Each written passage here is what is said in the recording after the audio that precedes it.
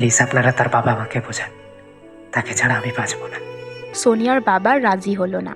আমি তাকে ছাড়া কেমন করে থাকবো? যদি রাজি না হয় তাহলে আমি কি করব? তার সাথে কথা বলতে পারছি, কিন্তু এখন কথাও হয় না। ফোন নিয়ে নিয়েছে। কি করি এখন? কেমন ভাবে তার সাথে কল করেছে? আমি কথা বলবো না। ঠিক আছে, আমি কালকে এখান থেকে যাওয়ার ব্যবস্থা করি। আজকে সোহেল আর তার মেয়েকে দেখলাম। অনেক দিন অনেকবার কল করেছে, কিন্তু আমি কোনোদিনও রিসিভ করিনি। রিয়েল স্টোরিটা পাঠিয়েছে বাংলাদেশ থেকে একটা মেয়ে। ডিউ টু প্রাইভেসি কনসার্ন আমরা তাদের নামটা মেনশন করে দিই। তাহলে গাইস, যদি আমাদের এই ভিডিওটা ভালো লেগে থাকে তাহলে লাইক করে দেবেন। তাহলে গাইস, যদি আপনারও তেমন ধরনের কোনো স্টোরি আছে তাহলে ফেসবুক মেসেঞ্জারে ভয়েস অফ সোহেলে মেসেজ করুন। আমরা অবশ্যই আপনার স্টোরিগুলো ভিডিওতে কনভার্ট করে